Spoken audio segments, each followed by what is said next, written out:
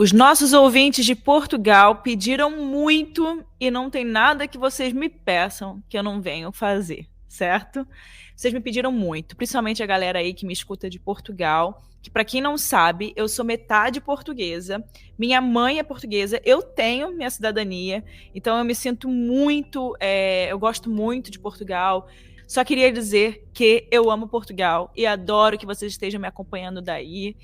Manda para os seus amigos portugueses. E esse caso, eu nunca recebi tanto pedido de caso quanto esse.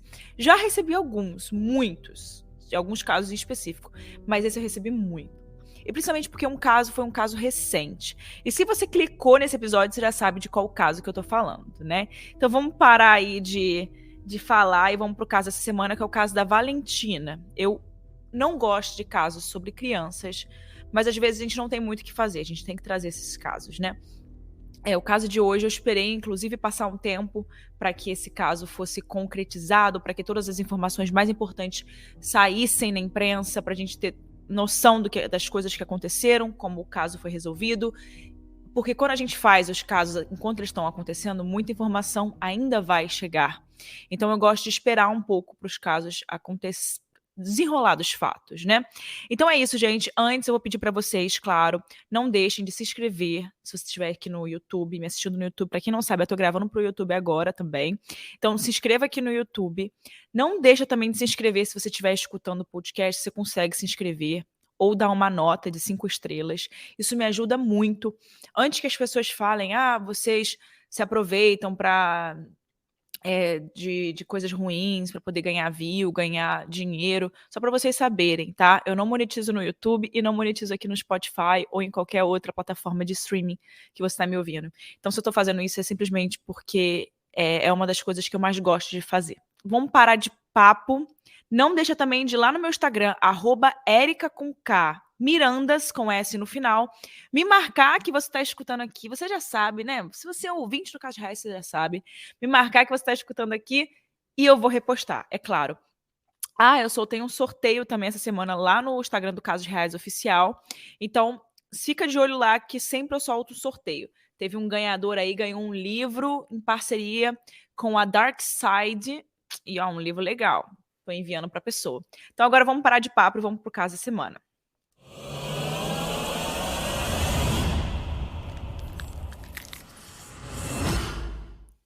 Bom, essa história, como eu disse para vocês, é uma história muito recente, é de 2020, e aconteceu durante a pandemia. E talvez a pandemia tenha sido uma das razões para a gente estar aqui contando esse caso hoje, né? Porque muitas coisas ruins também aconteceram naquele meio tempo, né? As pessoas passaram muito tempo dentro de casa, com as suas famílias, e muitas violências contra a mulher aconteceram na época da pandemia. Aumentou muito, consideravelmente, o número de violências domésticas. Então, a gente precisa falar sobre isso.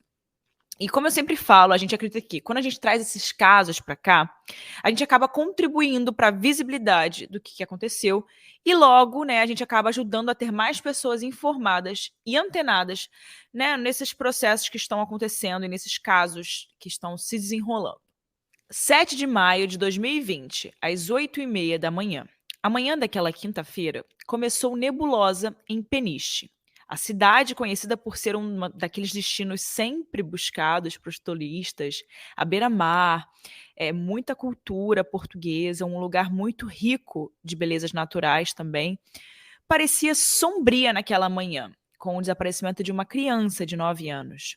As buscas, durante aquele dia, contavam com o apoio e a preocupação de todos os policiais da região e pessoas ajudando também, moradores da região ajudando. E quanto mais as horas passavam, mais acabaram se intensificando, né, as buscas ao longo daquele dia. Noite daquela quinta-feira.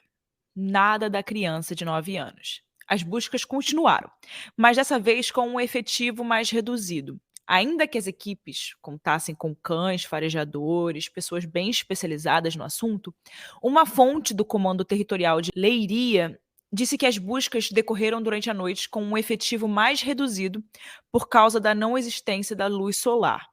Mas que até o momento, né, não havia nenhuma informação sobre o paradeiro da criança. Ou seja, que não ter a luz do sol, né, a claridade, estava dificultando o trabalho deles para poder fazer aquela busca.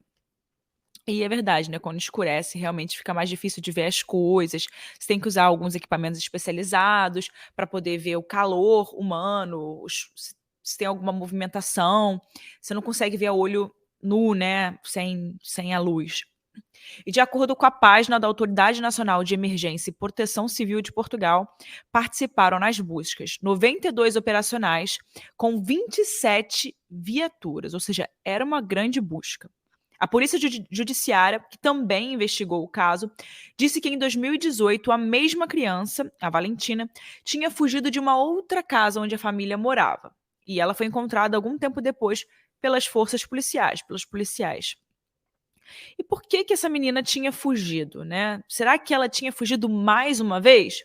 Bom, essa era a principal hipótese que a polícia tinha até agora, né? Porque se aconteceu uma vez anterior, provavelmente poderia ter acontecido.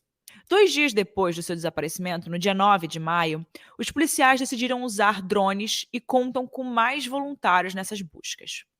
A imprensa local começou a divulgar boletins de tempos em tempos, atualizando a população sobre os novos acontecimentos. Mas conhecia-os? Participou nas buscas? Não, eu apenas só falei com... Eu apenas só... Bruno, sai. Eu só falei com o pai. Mas chegou a falar com ele durante estes dias? O que é que ele disse? Parecia-lhe preocupado? Não estava preocupado. Não estava preocupado porque ele estava tranquilo, estava com o irmão, estava com os amigos, tranquilo, a beber uma cerveja e lá no café eu fui ter com ele e disse, olha, se fosse a minha filha desaparecesse, eu estava aqui a beber uma cerveja. Eu ia à casa do caralho. Alguns voluntários decidiram se juntar à equipe e contribuir com a procura.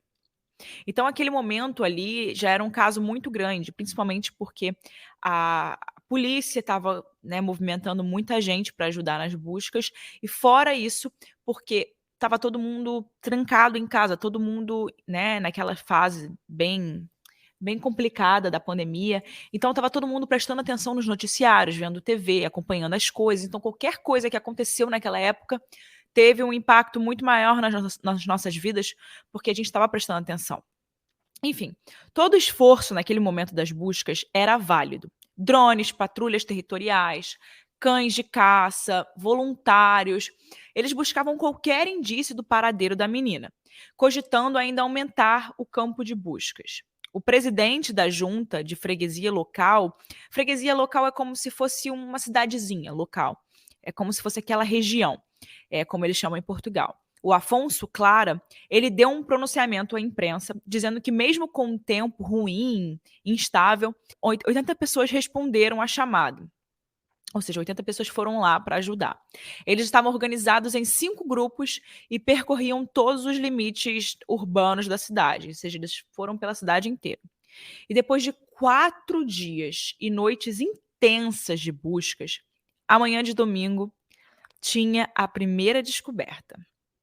Durante as caminhadas, foram encontrados uma manta e um pijama azul. Militares, bombeiros e os voluntários já estavam quase sem esperanças naquele momento, né? Encontrar qualquer pista sobre a menina desaparecida já era muito bom naquele momento.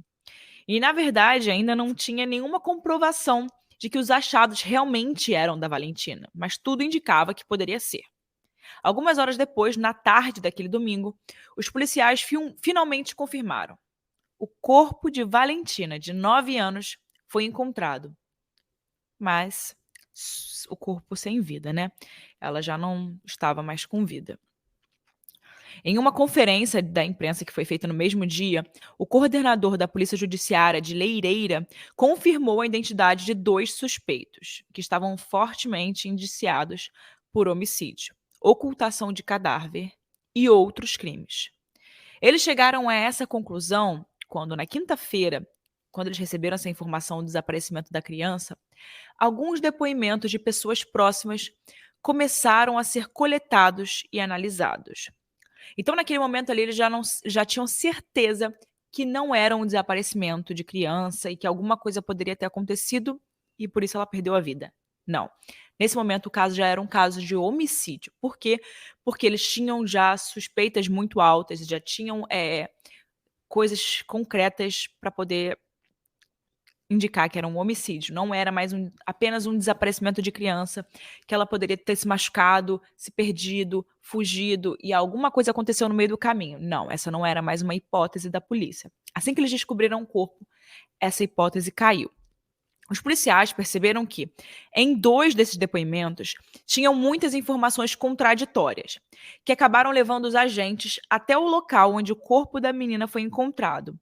Era uma zona de eucaliptos e ficava a uns poucos quilômetros da casa onde a Valentina morava, mas não era tão perto, ficava um pouquinho distante. O presidente da freguesia, o Afonso Clara, que esteve sempre presente nas buscas, ele deu um depoimento dizendo, abre aspas, Pelo menos acabou-se com esse martírio, embora seja uma infelicidade que tenha acabado mal. fecha aspas. A infelicidade a que ele falava, né, não era limitada apenas pelo que tinha acontecido com ela e por ela estar sem vida, né, mas aos maiores suspeitos do caso. E se você ainda não sabe quem são os maiores suspeitos desse caso, o pai e a madrasta da menina. De que poderá ter sido asfixiada em casa. Portanto, vamos voltar a uma ligação em direto com a jornalista Tânia Laranjo, ela que tem estado a acompanhar este tema desde o início, que também tem estado... Segunda-feira, 11 de maio, as primeiras informações sobre a autópsia do corpo de Valentina foram divulgadas. Os resultados confirmavam que as causas da morte da menina foram agressões muito violentas, desmentindo qualquer versão trazida pelo pai, que em algum primeiro momento ele deu um depoimento dizendo que ela teve uma queda. Isso claramente, pela autópsia, não poderia ser uma queda. Era realmente resultado de uma violência. Aquilo ali foi algo, ela foi violentada antes de perder a vida. Não tem como ter sido uma queda. Esse mesmo resultado preliminar aponta para uma morte com lesões na cabeça e alguns indícios de asfixia. Mas, embora tenha esses indícios de asfixia, a criança também teria sofrido agressões em diversos locais, o que acabou causando diversas lesões no corpinho dela, gente, incluindo na cabeça. É muito triste falar o que fizeram com ela, mas até nas regiões íntimas encontraram algumas lesões.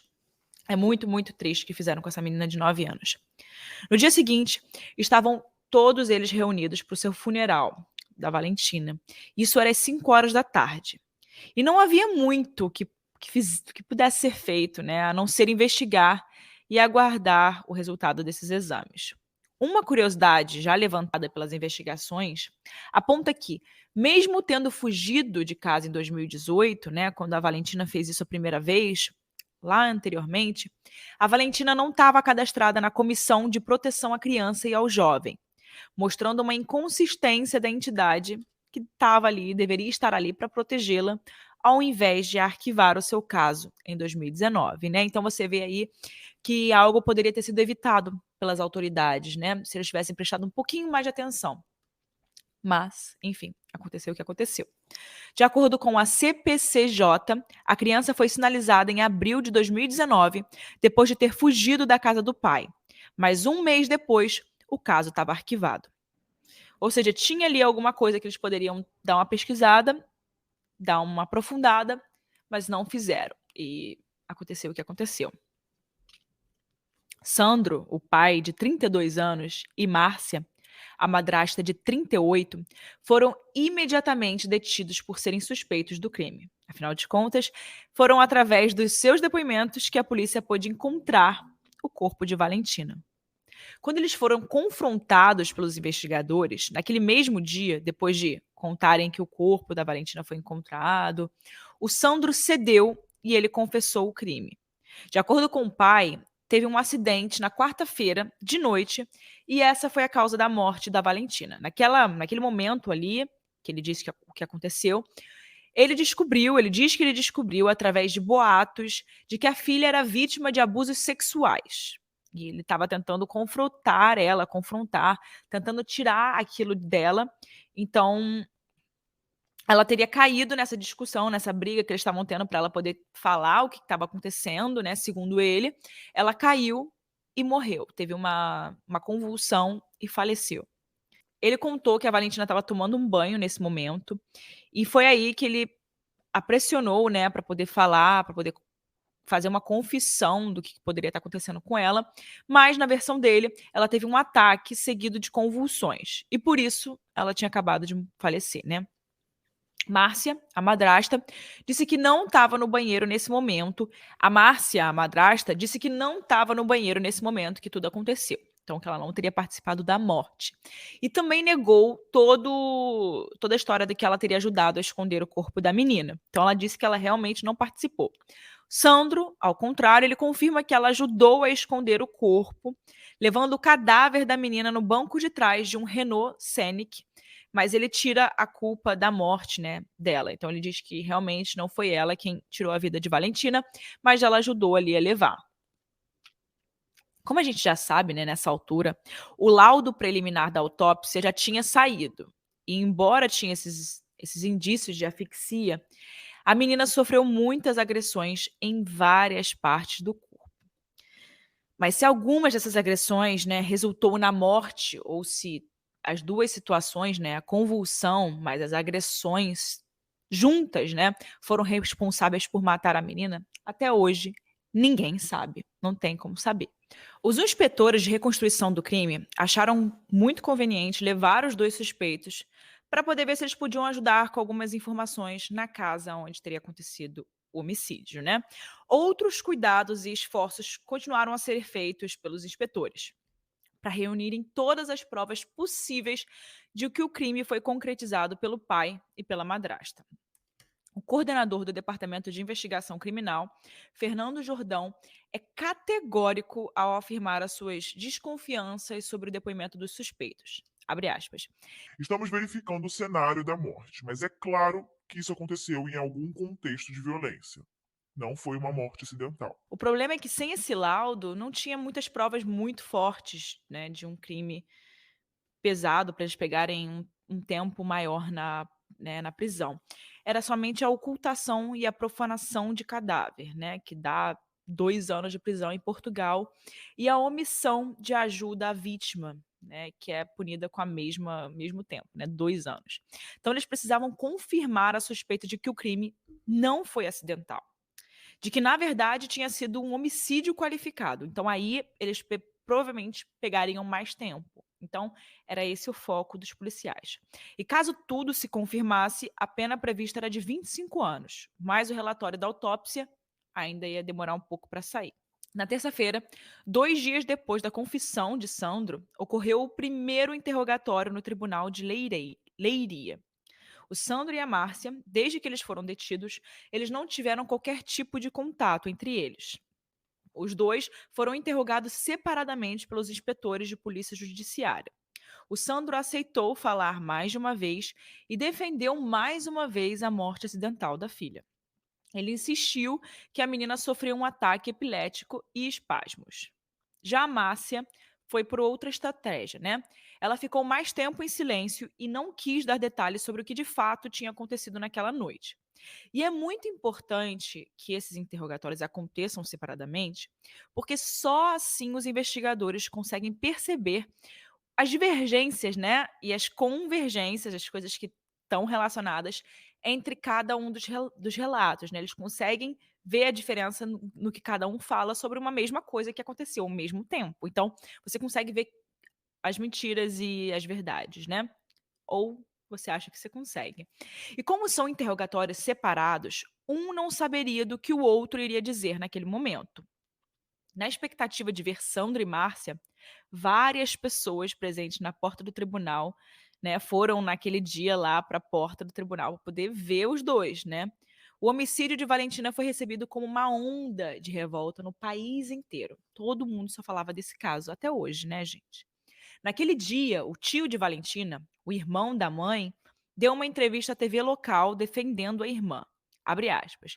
Eu tenho apoiado a minha irmã neste momento. Estamos todos destroçados, afirmou Vitor Fonseca.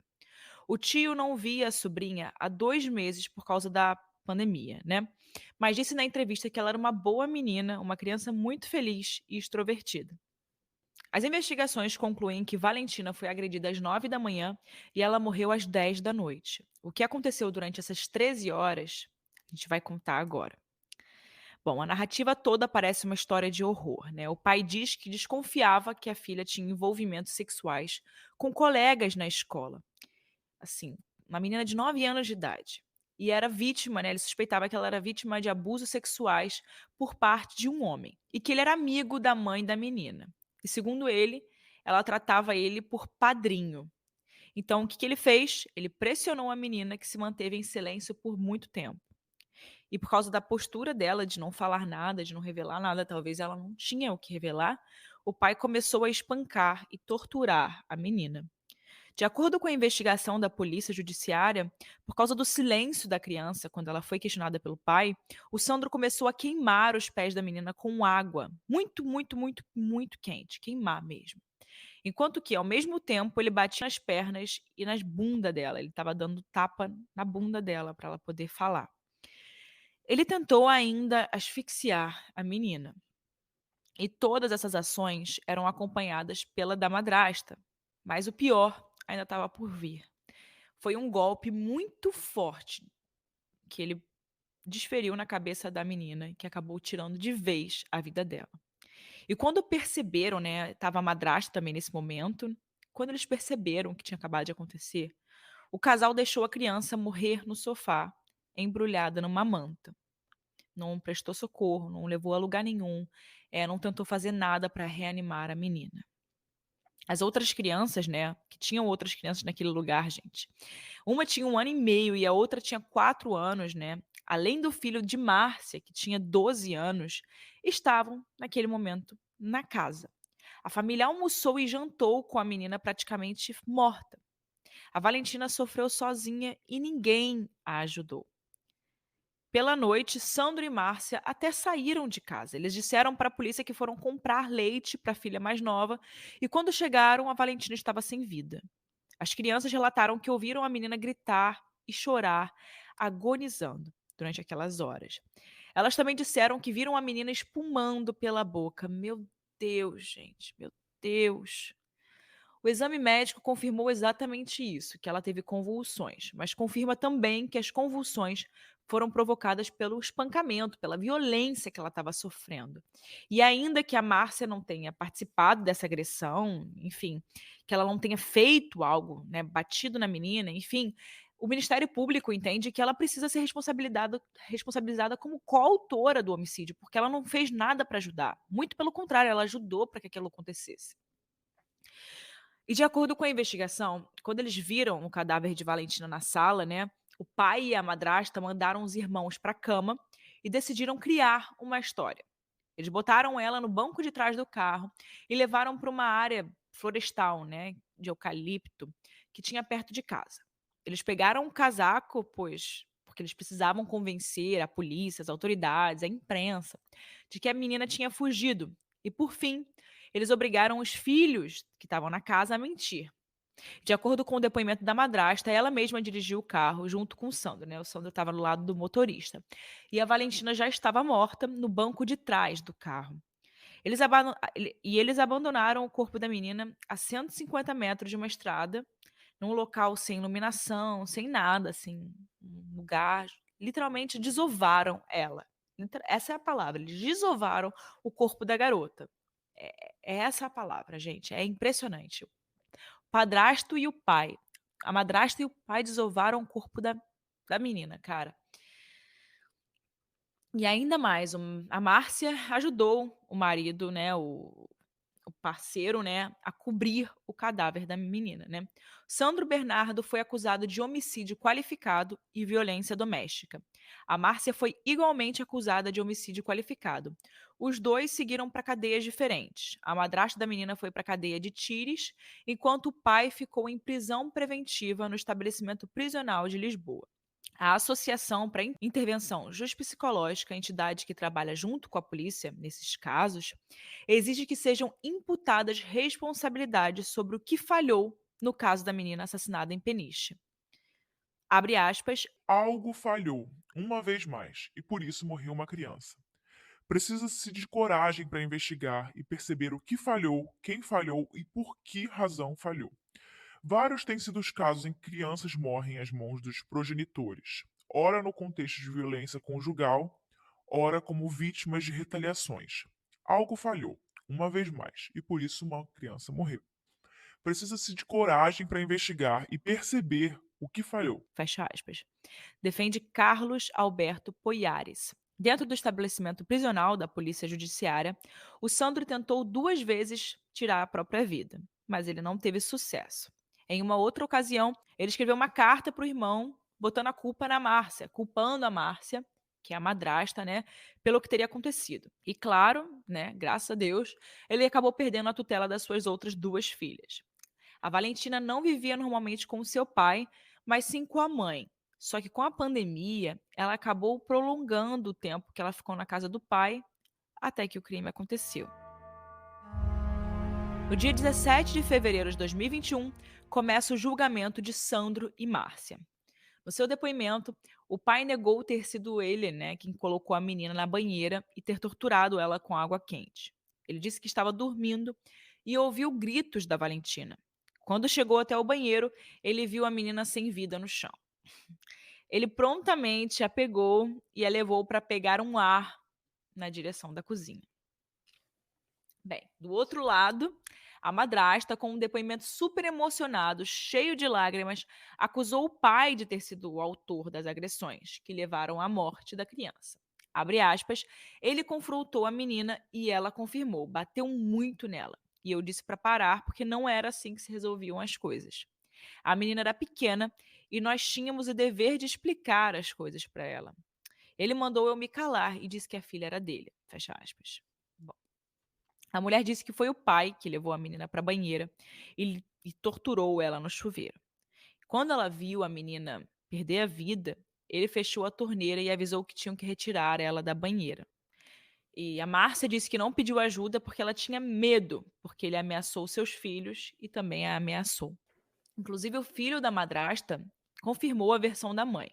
Ele disse que acordou com os barulhos de estalos, com o pai da Valentina batendo na menina. O menino disse ouvir uns 10 estalos e que ele gritava com ela, dizendo que ela só sabia fazer maldades e pensar em besteiras. Abre aspas. Ele dizia: a filha é minha, eu faço o que quiser. A minha mãe quis chamar ajuda e ele não deixou. Disse que ela ficaria sem os filhos. Fecha aspas. O Ministério Público, por fim, pediu 25 anos de prisão para o pai e para a madrasta de Valentina, que foram condenados por homicídio qualificado, profanação de cadáver em coautoria. Além da pena máxima, o Ministério Público considerou que o pai deveria ser condenado à pena acessória de inibição do poder paternal. Com certeza, né? Ou seja, ele perde o poder de ser paterno, né? A advogada de Márcia, Anabela Branco, defendeu que a madrasta não deveria ser condenada por homicídio, mas por omissão de auxílio. Segundo o relatório da autópsia criada pelo Ministério Público, a morte de Valentina foi devido à contusão cerebral por hemorragia subaracnoide. Não sei falar isso. E não foi ela quem protagonizou nenhum dos 2 golpes mortais contra a menina. E agora, infelizmente, temos uma atualização sobre esse caso. Em 2022, um ano depois de terem sido condenados e apresentados os recursos, o Tribunal de Coimbra decidiu reduzir a pena de prisão de Sandro de 25 anos para 24, pelos crimes de homicídio qualificado, de profanação de cadáver, abuso de simulação de sinais de perigo em coautoria e violência doméstica. Além disso, a prisão de Márcia, a madrasta, foi reduzida pela metade. A pena da madrasta foi reduzida de 18 para 9 anos, por se considerar que a mulher não participou ativamente das agressões nem concordava com o crime. Já o pai de Valentina teve a pena reduzida, né, de 1 ano, porque ele não agiu com frieza de ânimo, nem persistência na intenção de matar a filha. Ou seja, parece que eles acham plausível. Enfim, eu não sei como esses cálculos funcionam. Nem quero saber, porque não faz sentido, né? Mas a gente acaba desconfiando quando eles diminuem muito a pena. Porque num primeiro momento, decidiram pela quantidade X de anos, depois diminuíram pela metade. Bom, eu vou deixar aqui para vocês o áudio da Hannah, dando a opinião dela, dizendo o que ela acha e contando uma coisa bem curiosa que ela descobriu ao longo desse episódio. Vamos ver o que ela tem para falar? Fala pessoal, tudo bem? Aqui quem está falando é a Hannah, roteirista do Casos Reais, e hoje eu tô aqui para trazer uma curiosidade que a gente descobriu no momento da pesquisa desse episódio em relação à mãe da Valentina. Ela acabou dando um depoimento no tribunal, dizendo que a filha mostrava muita alegria sempre que estava com o pai e que ela nunca se referiu a qualquer agressão ou a qualquer tipo de violência vinda do pai dessa criança. Ela disse que quando ela passou aí todos os finais de semana para casa do pai, ela inclusive voltava muito contente. Ela dizia que tinha 2 mães, dizia que a madrasta não fazia distinção entre ela e os irmãos e que ela nunca se queixou de qualquer comportamento da madrasta ou do pai, muito pelo contrário. Vocês acham que o pai já demonstrava algumas tendências violentas antes, mas a filha não percebeu? Fiquei com essa dúvida aqui. Valeu, galera! Então, gente, o que que eu acho desse caso, né? Agora eu trago a minha opinião. É um caso muito duro. É um caso muito duro de pesquisar, de trazer para vocês, de falar sobre esse caso. Eu eu não gosto de trazer casos de crianças, mas eu entendo como eles são importantes, porque eles sempre trazem alguma coisa importante no final. Assim como o caso da Beatriz Angélica, o caso de diversas outras crianças, Madeleine McCann, que a gente já trouxe aqui, são casos que poderiam ser evitáveis de alguma forma. Não, acho que não o da Beatriz Angélica, né, mas o da Valentina poderia ter sido evitado. E muitas outras Valentinas existem por aí. Tem muitas Valentinas por aí. Hoje, nesse momento, tem alguma Valentina por aí. Então é muito bom a gente trazer aqui para a gente ficar de olho em alguns alertas que pessoas próximas da gente podem, né, demonstrar, que pessoas que a gente conhece podem estar sofrendo. Então é muito importante a gente trazer esses casos. Eu não sei o que de fato aconteceu aquele dia com ela, porque cada um diz uma coisa, mas eu acredito muito que talvez exista realmente essa história dele achar que ela foi abusada sexualmente por alguém e ter confrontado ela, mas ao mesmo tempo é uma menina de 9 anos. Como é que ele pode confrontar uma menina de 9 anos sobre uma coisa tão pesada, que ela nem sabe direito o que que é ainda, né? Ela nem entende aquilo direito, talvez ela nem entenda o que estava acontecendo com ela. E, enfim, nada é plausível para o que aconteceu. Eu acho que, inclusive, o tempo que eles pegaram de prisão é muito pouco. A madrasta também, porque a madrasta estava ali ativamente participando. Ela diz que ela também sofria uma relação abusiva com ele, que ele também ameaçava ela, mas a gente sempre pode arrumar um jeito da gente evitar essas coisas, né? O cara não era intocável, ele não era um super-homem. Tinham várias pessoas naquela casa, tinham várias outras crianças naquela casa. Poderia ter sido feito algo, com certeza. Isso a gente não tem dúvida. Poderia. Enfim, quem quisesse teria ajudado. Enfim, essa é a minha opinião. E agora eu quero saber a opinião de vocês sobre esse caso. Quero muito mesmo saber a opinião de vocês. O que vocês acharam? Vocês acham que é um absurdo essa pena ter sido reduzida tanto? Que deveria ter sido uma pena muito maior pelo que aconteceu?